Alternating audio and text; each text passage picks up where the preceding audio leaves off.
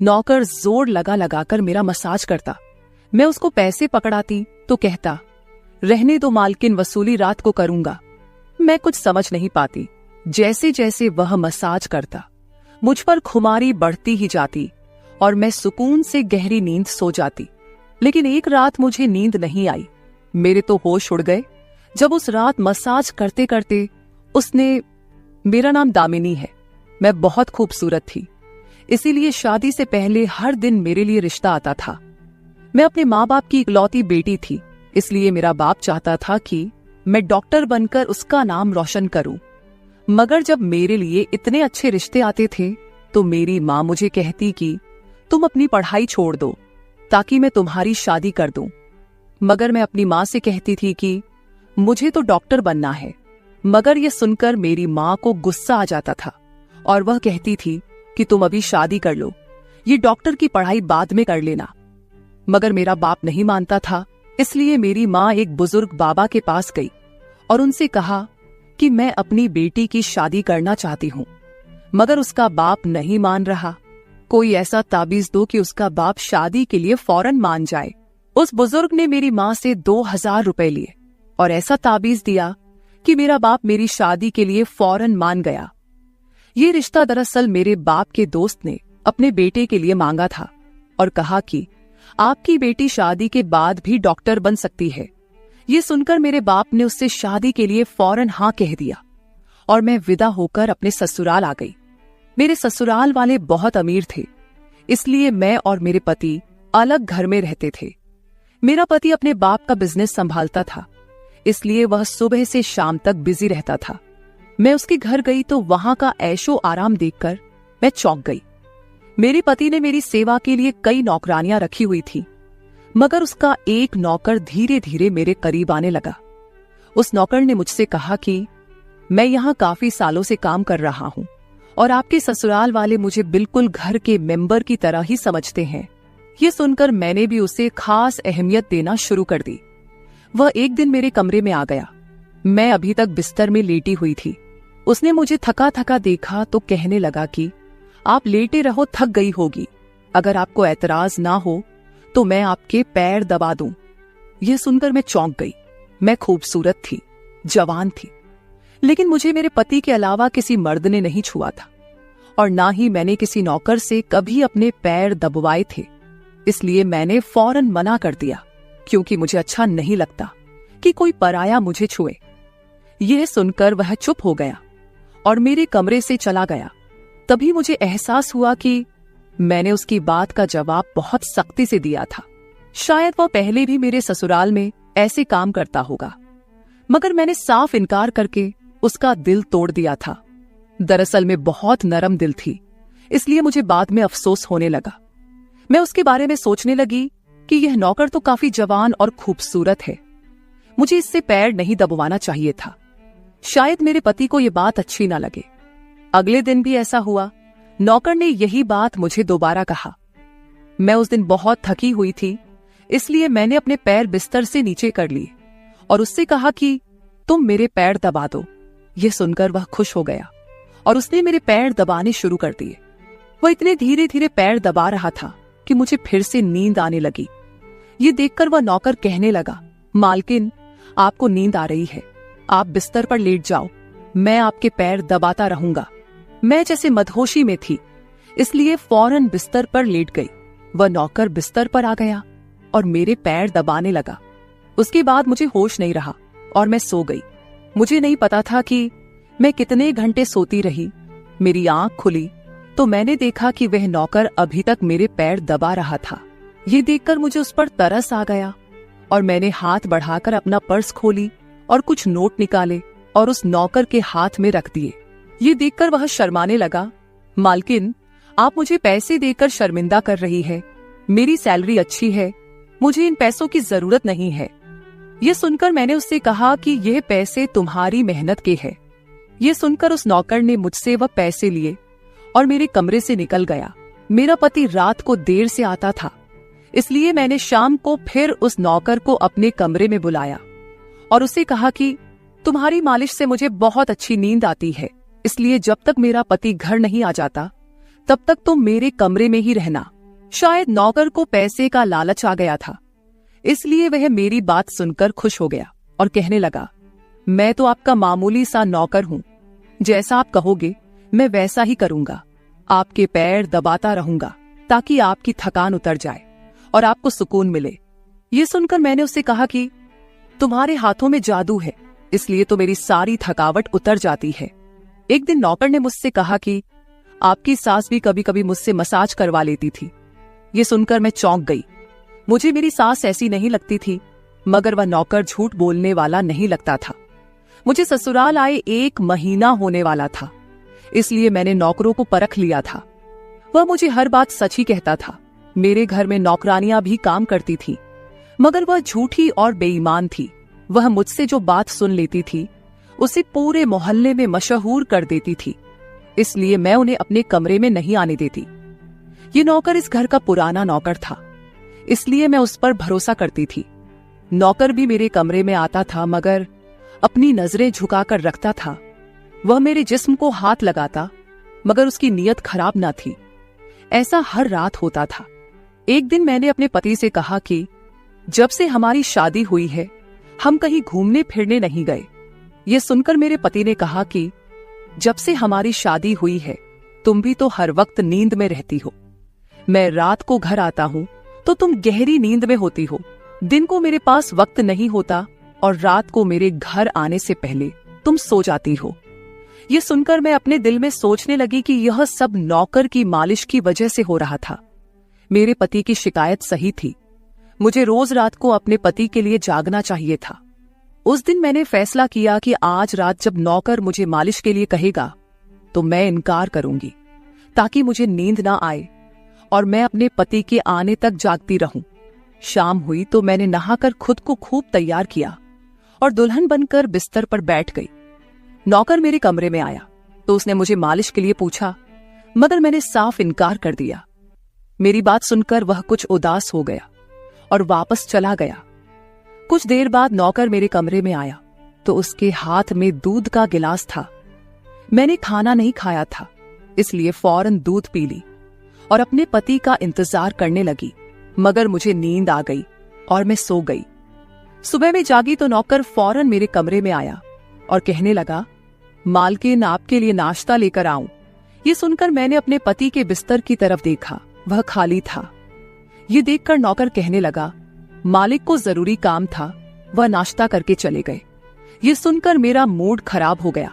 मैं रात भर उसका इंतजार करती रही, मगर वह सुबह होते ही ऑफिस चला गया। मैंने नौकर से कहा कि मेरे लिए चाय ले आओ। नौकर कमरे से बाहर निकल गया। तभी मैंने अपने जिस्म की तरफ देखा तो चौंक गई। रात को मैंने दुल्हन का कपड़ा पहना हुआ था, मगर अब मेरे जिस्म पर कोई और कपड़े थे। मगर मैंने अभी जेवरात पहने हुए थे। मेरा सर भारी होने लगा। मुझे यह सोचकर चक्कर आने लगे कि रात को मेरे साथ क्या हुआ था और मेरे कमरे में कौन था और उसने मेरे साथ क्या किया था, मगर मुझे कुछ याद ना आया। मेरा दिल घबराने लगा और मैंने अपना सर पकड़ लिया। मेरा पूरा जिस्म दर्द कर रहा था, इसलिए नौकर चाय लेकर आया तो मैंने उससे कहा कि मेरा जिस्म दबा दो। यह सुनकर वह बिस्तर पर आ गया और मुझे दबाने लगा। उस दिन मैं देर तक बिस्तर पर पड़ी रही। उस दिन मेरे पति अचानक घर आ गए। मैंने उसे देखा तो उस पर बरस पड़ी। मैं रात को तुम्हारे लिए दुल्हन बनकर जागती रही, मगर तुम नहीं आए। ये सुनकर मेरे पति कहने लगे, मैं रात को कमरे में आया तो तुम गहरी नींद में थी, इसलिए मैंने तुम्हें नहीं जगाया। ये सुनकर मैं चौंक गई, मगर मेरे कपड़े किसने बदली किए और नींद पूरी होने के बावजूद मेरा जिस्म क्यों दर्द कर रहा है। मैं उलझ गई थी। मेरे पति कहने लगे, अच्छा ठीक है, मूड खराब करने की जरूरत नहीं है। मुझे आज रात एक काम के सिलसिले में बाहर जाना है, इसलिए देर हो जाएगी, मगर अभी मेरे पास 3-4 घंटा फ्री है। अगर तुम कहो तो हम अभी कहीं बाहर जा सकते हैं। ये सुनकर मेरा मूड खुद ब खुद ठीक हो गया और मैं सारी रात वाली बातों को भूलकर खुश हो गई। शादी के बाद यह पहला मौका था कि मैं अपने पति के साथ कहीं बाहर जा रही थी। मैं जल्दी जल्दी तैयार होने लगी, जबकि मेरा पति गाड़ी में बैठकर मेरा इंतजार करने लगा। उस वक्त नौकर मेरे कमरे में आ गया और मुझसे पूछा, मालकिन, आप कहीं जा रही हैं क्या?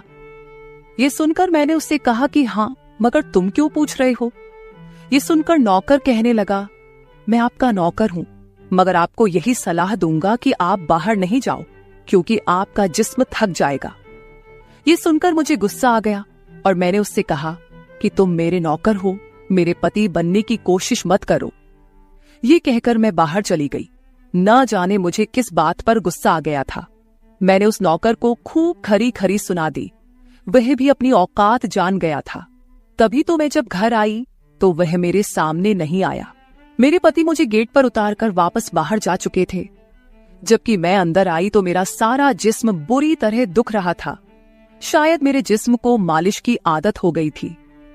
तभी तो रात होते ही वह मालिश के लिए तड़पने लगता था।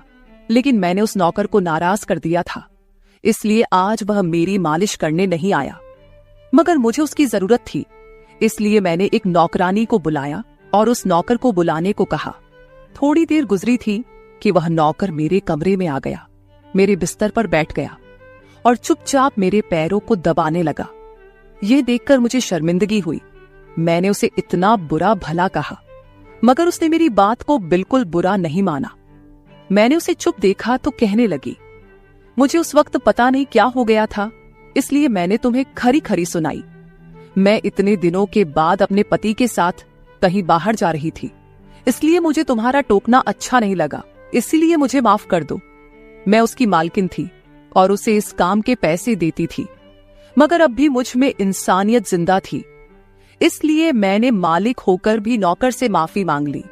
क्योंकि वह भले ही नौकर था, मगर वह एक इंसान भी तो था।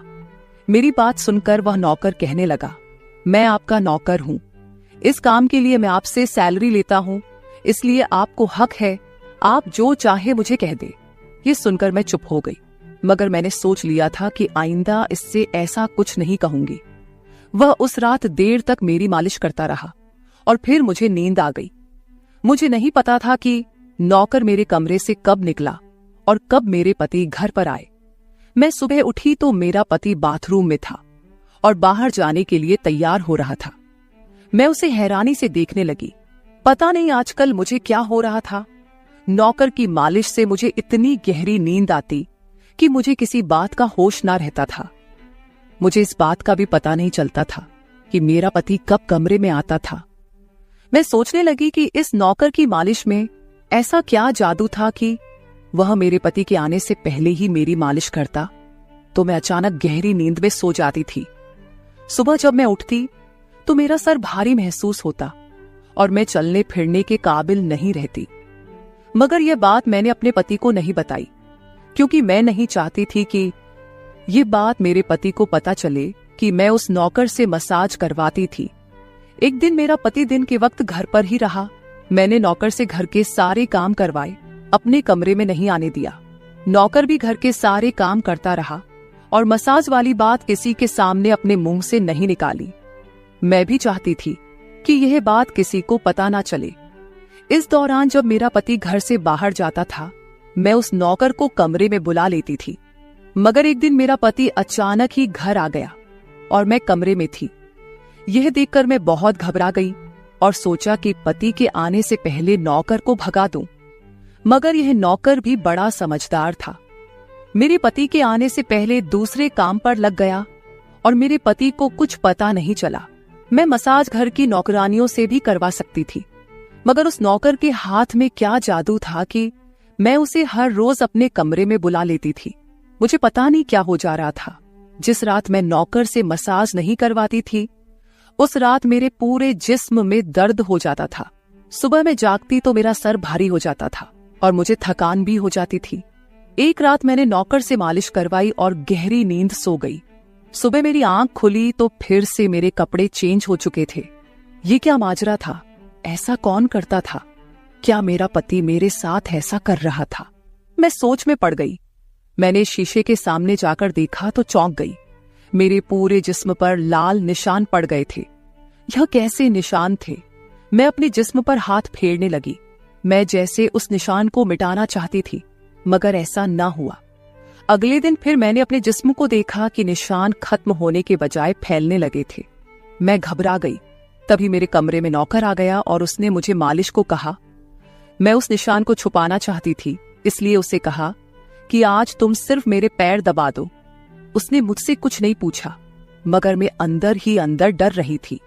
किसी दिन मेरे पति ने यह निशान देख लिए तो मैं उसे क्या जवाब दूंगी। मैं ये सोच सोचकर थक चुकी थी, इसलिए मैंने तकिए पर पैर रख दिए। नौकर मेरा मसाज करने लगा। मेरी आंखें नींद से बंद होने लगी थी। तभी मुझे नौकर ने ऐसी बात कह दी जिसे सुनकर मेरे होश उड़ गए। उसने मुझसे कहा, मालकिन आप मुझे बहुत अच्छी लगती हो। मेरी आंखें बहुत बोझल होने लगी थी। मुझे उसकी बात समझ नहीं आई और फिर मैं गहरी नींद सो गई। सुबह मेरी आंख खुली तो मेरा पति भी बिस्तर में लेटा हुआ था। मेरा सर भारी हो रहा था और जिस्म दर्द से छूट रहा था, मगर उसके बावजूद मैं अपने पति के करीब गई और उसे धीरे से उस निशान के बारे में बता दिया। मैंने सोचा कि यह निशान बढ़ रहे थे, इसलिए मुझे यह बात अपने पति को बता देनी चाहिए। यह सुनकर मेरे पति ने मेरे जिस्म से कपड़ा हटाया तो वह उछल पड़ा। वह मुझसे दूर हो गया और कहने लगा, तुमने मुझे धोखा दिया है, बेवफाई की है और तुम्हें उसी की सजा मिली है। यह कोई बीमारी नहीं है, बल्कि तुम्हारा गुनाह है। मुझ में क्या कमी थी जो तुमने दूसरा मर्द तलाश कर लिया। मैं काम में बिजी था, मर तो नहीं गया था कि तुमने एक और चक्कर चला लिया। यह सुनकर मैं हक्का बक्का रह गई। मैंने उससे कहा कि यह आप कैसी बातें कर रहे हैं, मैं बेकसूर हूं। मगर मेरा पति हंसने लगा और कहने लगा, ये निशान बता रहे हैं कि तुम गुनहगार हो, इसीलिए मेरे घर से निकल जाओ, मैं तुम्हें तलाक के पेपर भेज दूंगा। उसने मुझे धक्के मार मार कर घर से निकाल दिया। मैं रोते हुए अपने माँ बाप के घर आ गई और उन्हें अपनी बेगुनाही का यकीन दिलाया। वह मेरे अपने थे, इसलिए उन्होंने यकीन कर लिया। उन्होंने कहा कि वह मेरे पति से बात करने जाएंगे, मगर उनके जाने से पहले ही तलाक के कागज आ गए और मेरी हंसती मुस्कुराती दुनिया उजड़ गई। मैं इसका जिम्मेदार किसको ठहराती? कोई भी तो नहीं था। मैं कई दिनों तक रोती रही। मुझे ऐसा लगने लगा था जैसे मैं मरने वाली थी। एक दिन मेरी माँ मेरे कमरे में आई और कहने लगी कि तुमसे कोई मिलने आया है। मैं भागकर गई कि शायद मेरे पति आए हो, उसे मेरी बेगुनाही का एहसास हो गया हो। मगर वहां मेरा पति नहीं था, बल्कि वही नौकर था जो उसके घर काम करता था। मैंने उसे आने का कारण पूछा तो वह कहने लगा, मैं आपके उन निशानों के बारे में जानता हूं। यह सुनकर मैं चौंक गई। मैंने उसको कसकर पकड़ा और उसकी शर्ट का बटन एक झटके से खोल दिया। मुझे अब समझ आया कि मेरे पति ने मुझ पर इतने गंदे इल्जाम क्यों लगाए थे। ये कहकर मैंने नौकर के सीने पर मुक्के मारने शुरू कर दिए। मैंने कहा, ये निशान मेरे जिस्म पर कैसे आए? तुमने मसाज के बहाने मेरे साथ क्या क्या किया था? मुझे सच सच बताओ। ये सुनकर नौकर ने मेरे दोनों हाथ पकड़ लिए और कहने लगा, मेरा नाम राजेंद्र है और मैं तुम्हारे साथ यूनिवर्सिटी में पढ़ता था, मगर मुझे तुमसे प्यार हो गया। मैं भी डॉक्टर बनना चाहता था और मैंने सोचा था कि जब हम दोनों डॉक्टर बन जाएंगे तो मैं तुम्हारे बाप से तुम्हारा हाथ मांग लूंगा। मगर एक दिन तुम्हारी सहेली की जुबानी मुझे पता चला कि तुम्हारी माँ तुम्हारी शादी जल्द करना चाहती है, इसलिए मैंने डर कर तुम्हारे घर रिश्ता भेजा। मगर तुम्हारे बाप ने इनकार कर दिया और कहा कि मैं अपनी बेटी की शादी तब करूंगा जब वह डॉक्टर बन जाएगी। इसलिए मैं टेंशन फ्री होकर अपनी पढ़ाई करने लगा। मुझे एक हफ्ते के लिए अपने कजिन की शादी के लिए शहर से बाहर जाना पड़ा। तभी तुम्हारी शादी हो गई। वह यह सब मुझसे कह रहा था और मैं चुपचाप उसे देख रही थी। जब मैं वापस आया तो मेरी मोहब्बत किसी और की दुल्हन बन चुकी थी। मैं तुम्हारे प्यार और दीवानगी में तुम्हारे ही घर का नौकर बन गया ताकि मैं तुम्हारे करीब रह सकूं।